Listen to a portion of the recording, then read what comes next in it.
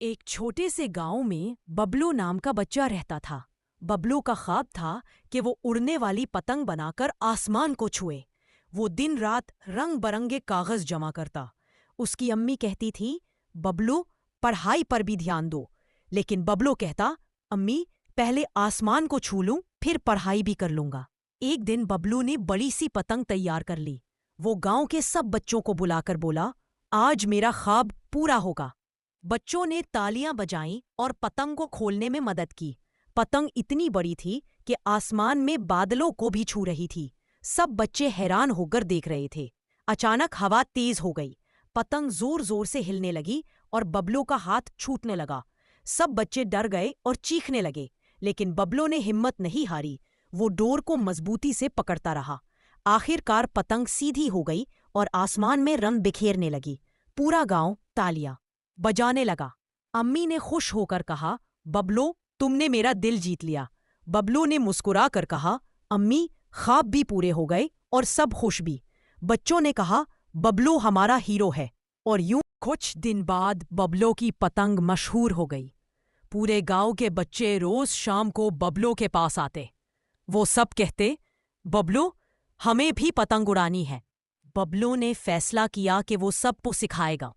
उसने छोटे छोटे कागज और लकड़ियां ली। फिर सब बच्चों के साथ बैठकर पतंगें बनाने लगा।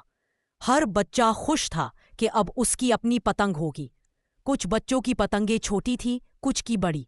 शाम होते ही सब ने अपनी अपनी पतंग उड़ाई। आसमान रंगों से भर गया, जैसे जश्न हो रहा हो। लेकिन अचानक एक काला बादल आया। तेज हवा और बारिश शुरू हो गई। सब बच्चे भाग गए, सिर्फ बबलू रह गया। बबलू ने अपनी पतंग बारिश में बचाने की कोशिश की, लेकिन बारिश इतनी तेज थी कि पतंग टूट गई। बबलू उदास हो गया और कहने लगा। अम्मी ने आकर कहा, बेटा, ख्वाब कभी खत्म नहीं होते, वो दोबारा बन सकते हैं। ये सुनकर बबलू के चेहरे पर मुस्कुराहट आ गई। बबलू ने कहा, ठीक है, कल से हम सब मिलकर नई पतंगें बनाएंगे। बच्चों ने खुश होकर कहा, जी हाँ, इस बार आसमान को और ज्यादा रंगीन बनाएंगे। यूं बबलू और गांव के बच्चे नए ख्वाबों के साथ फिर तैयार हो गए। अगले दिन बबलू और सारे बच्चे फिर जमा हुए। उन्होंने फैसला किया कि इस बार सबसे बड़ी पतंग बनाएंगे। सब ने कागज, लकड़ी और रंग इकट्ठे किए।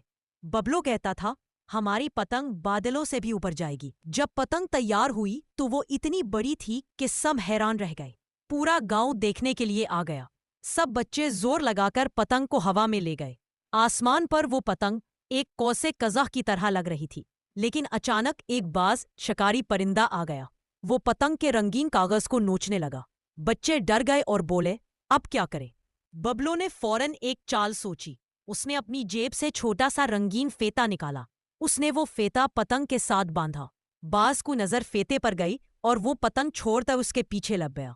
यूं पतंग बच गई और सबने सुकून का सांस लिया। पूरा गांव तालियां बजाने लगा। अम्मी ने कहा, बबलू, तुम न सिर्फ बहादुर हो बल्कि अक्लमंद भी। बबलू ने हंसकर कहा, अम्मी, ख्वाब सिर्फ मेहनत से नहीं, अक्ल से भी पूरे होते हैं। बच्चों ने कहा, अब बबलू सिर्फ हमारा हीरो नहीं बल्कि पूरे गांव का हीरो है।